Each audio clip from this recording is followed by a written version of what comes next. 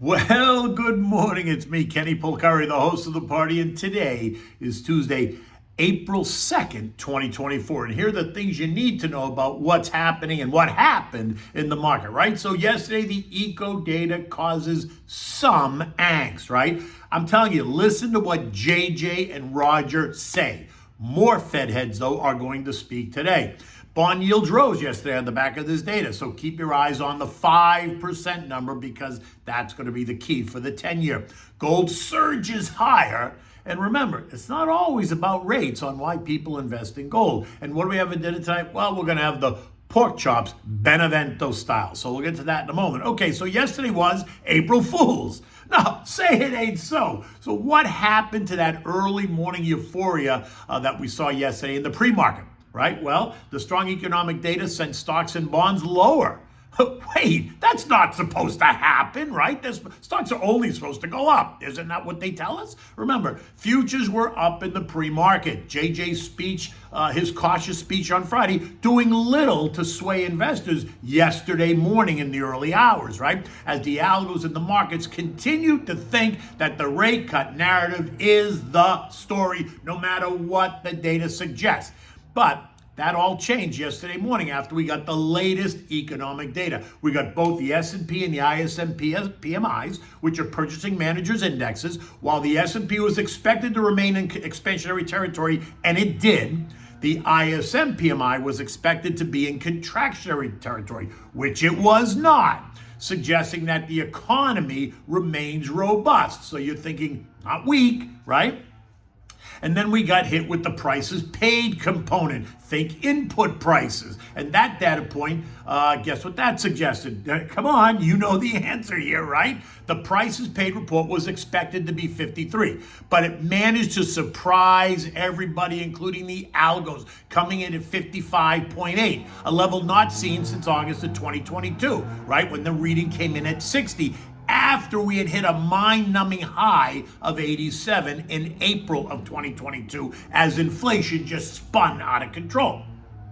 And then we got the ISM manufacturing report, and that too showed an unexpected increase, again suggesting that the economy remains robust.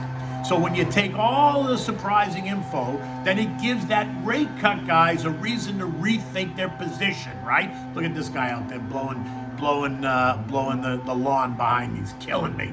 But it gives these guys a reason to rethink their position, right? Think higher input prices, stronger manufacturing data, stronger PMIs, and you have a recipe for the Fed remains on hold, right? I know I sound like a broken record, but it is what it is. And that does not mean I think the party's over. No, I don't think it's over at all. I'm just saying that the market and the algos are very sensitive to the economic data that disrupts their story. And so we saw stocks decline, right? Again, nothing dramatic, but it does signal a level of underlying angst in the market. Remember, the outperformance in the first quarter surprised so many. So a little pullback should not surprise anybody. By the end of the day yesterday, the Dow lost 240 points or 0.6. The S&P gave back 10 points or 0.2%. The Nasdaq managed to back up to buck the trend, right? In the end, it was weaker all day, but in the end, it gained 17 points or 0.1%. The Russell lost 22 points or 1%. The transports gave back 180 points or 1.1%, while the equal weighted S&P lost 42 points or 0.6%. Bonds took a hit. The TLT and TLH, which are the bond ETFs, fell by 2.2 and 1.9% respectively. The 10-year is now yielding 4.35%. The 2 years yielding 4.7%. As the stronger economic data reminded us that maybe the street should start to listen to what Fed Chair Powell keeps saying. Right? Think go slow, no need to make a rush decision. And by the way, did you see, and I pointed this out yesterday, did you see what former Vice Chairman Roger Ferguson had to say, right? After Friday's PCE data. Roger, who is a very controlled, methodical, grandfather-like figure who doesn't get hysterical, told us to not be surprised if we don't see any rate cuts this year. Now, while he puts the odds of that happening as low, He is prepping the algos and the traders and investors to consider that option as a reality versus just a passing thought, right? So again, keep your eyes on that 5% number for 10-year treasuries, because that's going to be where we see a real shift in sentiment, right? Now, listen to, I just keep saying, you have to listen to what these key figures keep saying. And by the way, you're going to listen to other Fed heads today, right? None of them are banging the drum for multiple rate cuts at all, right? They're not out there saying that they're absolutely coming and this is the start date and blah, blah. It's the market that's interpreting all that, right? Some of them may hint at a cut or two, but none of them are telling you to put all your money on black versus red. But they aren't also telling you to put your money on red versus black either, right? JJ is the only one that keeps repeating the same story, and it's simple to understand. The economy is not in or near a recession. Timing is key, and we can hold rates here for longer than the market expects. Period. The end. That's the message he's been delivering. That is the message. Now, today you're going to hear from 4 more Fed heads, right? New York's Johnny Williams, San Fran's Mary Daly, who I think is a non-event, Cleveland's Loretta Mester, and board governor Michie Bowman. What will they say? Will they support JJ and Roger, or will they toss a firecracker into the ring just to cause chaos, right? And so the clock ticks. Ecodata today includes the JOLTS report, which is a job opening and labor turnover survey. Construction spending, which is expected to be down 0.3. Durable goods orders up 1.4%. Capital goods ordered and capital goods shipped. These are all data points that speak to the ongoing strength of the economy. So keep your eyes peeled, right? Stronger results underscores JJ's narrative to hold steady and do nothing. But do not discount the idea that the algos are going to find a way to create a negative narrative that supports the rate cut story, right? Which is why I tell you as a long-term investor to eliminate the noise. Put your long-term plan in place and then run with it. Keep your mad money on the side in a separate account to play with if that's what makes you happy. The mad money is the money you want to use to trade the noise. The long-term money is what you want to use to take advantage of the chaos that noise creates, right? Now, oil moved up 0.7 yesterday, and it's up 2% this morning at $85.45 a barrel. And this on the back of both stronger U.S. economic data and stronger Chinese manufacturing data, which suggests a strong U.S. economy and a rebounding Chinese economy, as well as the news that OPEC Plus is extending their production cuts through June, along with the ongoing unrest in the Middle East, right? Are you really expecting oil to decline? OPEC, the IEA, and the EIA are all suggesting strong energy demand through 2025. I think demand's going to be stronger than that for longer. Energy demand is not going away, so get over it, right? For now, oil remains steady in the $80 to $90 range, and investors agree. The XLE, which is the oil ETF, is up 13.5% year to date. Do you think investors think large asset managers managing billions of dollars are going to be buying the energy ETF if they expected demand to decline? Because then oil stocks would decline. In fact, that's not the case. ExxonMobil up 17%, Suncor up 20%, Chevron up 7%, Halliburton up 10%, Schlumberger up 6%, and that's all just in the last 3 months. Oil and gas exploration, which is the XOP, is up 13%. Right? Is that because demand is declining? I don't think so. Names in that sector include PBF, Marathon Oil, Valero, Apache, COP, CNX, and PR are all names in the oil and exploration space. Now, gold traded as high yesterday as $22.86 before settling in at $22.57 on the idea that the rate cut narrative is coming under pressure. But here's other reasons to own gold, right? And that's why I think we continue to see prices rise. This morning, gold's up $25 at $22.80, even as the rate cut story remains cloudy at best. Right? Remember, gold is the ultimate safety play when investors get anxious, right? And if you aren't sure of what to do, owning gold is always an option. Look, gold is gold. Who's kidding who? Right? Gold is up 14% off the February low, and this even as the Fed has not cut rates, right? And stocks are kissing new highs, both reasons to not own gold. But gold is gold, period. My sense is that it feels a little bit toppy, but look, a lot of things feel a little bit toppy. We're only $20 away from 2,300, something I think it feels like it wants to test just to say it tested it, right? And then I think it hits some resistance. If we see it pull back, I think it finds support in the 2150, 2175 range.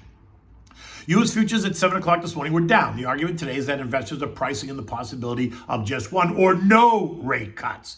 Dow's down 145, the S&P's down 14, the Nasdaq down 65, the Russell down 9. Again, I think the market's ready to pull back, right?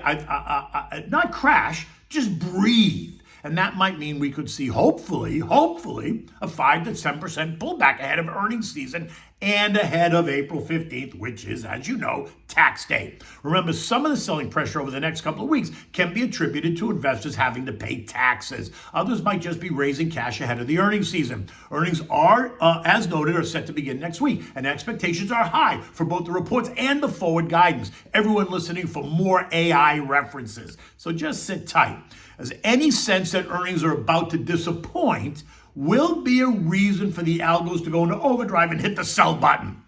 My friend Sammy Stovall of CFA Research agrees with me. He thinks we could see the market hit an air pocket and decline some 5 to 8% just because it's so stretched. Not because he sees a disaster looming, right? Something that I've been saying for weeks now. He also thinks that gold is hitting a new high because of the increased tensions in the Mideast, right? And uncertainty over what's next, which is exactly right. And an improving Chinese economy. And while we could see gold back off, he actually thinks that we could see gold trade as high as $2,600, which I love. But that's a big move, and I love Stan. But that's not $2,600 next week. That's just his prediction on where he thinks gold could go. Now, European markets are mixed. The UK was up 0.3. Spain is down 0.3. Lots of economic data coming out of the zone today. Eurozone manufacturing, German inflation, and UK home prices are all due out at some point this morning. The S&P closed at 52.43 yesterday, down 11 points. I suspect we're going to see some churn lower rather than churn higher. Tesla is due to announce quarterly delivery numbers in just a few hours. The stock is quoted down $3 in the pre-market at 172.25. That's down 1.5% on top of the 30% decline that we've seen this year. And a weak number is not going to help the tone. And actually, I'm not even sure that a stronger number is going to help it either, right? I think it might help Tesla itself, but I don't necessarily think it's going to ignite, once again, a broad market rally. I just don't. It doesn't feel like it to me. Anyway, I remain cautious as the new quarter begins. I've been saying that. An April pullback is not uncommon. Keep your eyes on the long game. Remain focused. Stick to your plan. Call me to discuss. I'm happy to talk to you and help you create a long-term wealth plan that's going to provide for you and generations to come. Okay, so what do we have for dinner tonight? This one is pork chops Benevento-Style. Now, Benevento is a city in the region of Campania, in the southeastern region of Italy. Benevento is about 50 kilometers northeast of Naples, and it sits atop a hill with beautiful views of the valley below, and it's at the cross-section of the Sabato and the Calore Irpino rivers, right? It borders Molise and Puglia and is fairly mountainous, providing unbelievable photographic opportunities. It's also a region of the country where so many Italian Americans can trace their heritage, right? It is off the beaten path, but it is well worth the visit if you just happen to be in the area. Now, fennel is the key ingredient in this dish, and it grows like wildfire in Campania, and so you're going to find so much of the cooking in that part of the country to reflect that. So for this, you need 1-inch thick cut pork chops, right? On the bone is always better. Salt and pepper, flour, olive oil, fennel seeds, about 1 tablespoon. Garlic, dry white wine, water, and a beefy bouillon cube, or you just use a beef stock, right? You either make it with the cube and water, or you just use the beef stock. Preheat your oven to 300 degrees. Season the chops with salt and pepper, and then dredge them in flour, right? Now in a large saute pan, one that can go in the oven, heat up the olive oil. When it's nice and hot, add the chops, browning them on both sides, maybe like 1 minute, 1.5 minutes per side if the pan is really hot. Remove them from the pan and sprinkle the fennel seeds in the pan on each side. Sprinkle the fennel seeds on each side of the chop. And then, turn them over and sprinkle it on the other side, right? So make sure you cover the chop on both sides with the fennel seeds. Now place the chops back in the pan and then stick it in the oven for 12 to 15 minutes, right? When it's done, you're going to remove the pan from the oven. Don't cover it. Just leave them in the oven uncovered for about 12 to 15 minutes at 300 degrees. When it's done, remove the pan from the oven and place the chops in a large serving platter. Cover them with tinfoil now at this point just to keep them nice and warm. Now place the saute pan back on the stove and over medium heat, you're going to add 2 crushed cloves of garlic, right? Cook it until it's nice and brown and toasty. Now add in a half cup of white wine. You know me, the Pinot Grigio Santa Margherita is always a favorite, and a half cup of the beef broth to deglaze the pan and scrape up any of the brown bits on the bottom. Now, bring this to a boil and reduce it until it is reduced by about half. Now remove the garlic, spoon the sauce over the chops, and then serve them immediately. You can enjoy this with, green vegetable, maybe steamed green beans or some broccolini. You want to make a large mixed green salad, red onions, tomatoes, cucumbers, maybe some chopped up mozzarella and scallions, anything. You want to season it with salt and pepper, some oregano, fresh lemon juice and olive oil. That's it. Keep it simple because the pork chops carry the dish. And anyway, enjoy this, and then enjoy this with, you can enjoy it with the white wine you use to cook, or if you want to, you'd open up a bottle of lighter red wine, maybe a Chianti or a Pinot Noir would work really well with this dish. And anyway, until tomorrow, take good care.